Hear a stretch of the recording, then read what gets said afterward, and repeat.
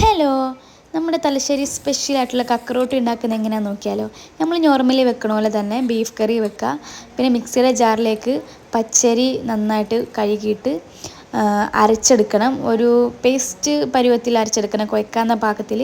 അതിലേക്ക് നമ്മൾ കുറച്ച് തേങ്ങയും വെല്ലുള്ളി ഉണ്ടല്ലോ, സബോള, അതും കൂടി അരച്ചിട്ട് ഇതേപോലെ ഒരു സ്ട്രക്ചറിൽ അരച്ചെടുക്കുക. ഇതിലേക്ക് നമ്മൾ പൊടി എടുക്കുന്നുണ്ട്.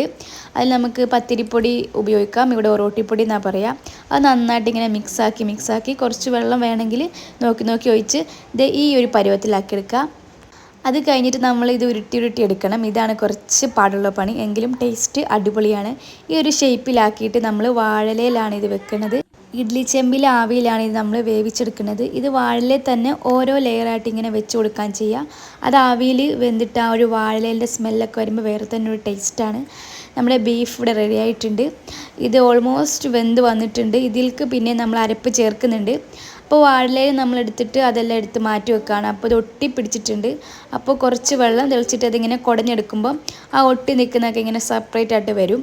ഒട്ടി നിൽക്കുമ്പോൾ ടേസ്റ്റ് ഉണ്ടാവില്ല.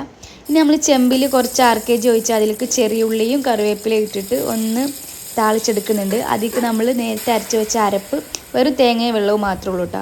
അത് അരച്ചിട്ട് മിക്സ് ആക്കിയിട്ട് അതിലേക്ക് നമ്മൾ നേരത്തെ ഉണ്ടാക്കിയ ഇറച്ചിക്കറി ഒഴിച്ച് കൊടുക്കുകയാണ്. അതിലേക്ക് നമ്മൾ മാവും ഇട്ടിട്ടുണ്ട്. നന്നായിട്ട് മിക്സാക്കി എടുത്ത് ആ മാവും ഇതെല്ലാം ഒന്ന് മിക്സായി കുറുകി വരുമ്പോഴാണ് നമ്മുടെ കക്കറോട്ടി ഇവിടെ റെഡി ആകുന്നത്. സംഭവം ഇത്രയേ ഉള്ളൂ. അടിപൊളി ടേസ്റ്റാണ്. എല്ലാവരും ട്രൈ ചെയ്ത് നോക്കണം.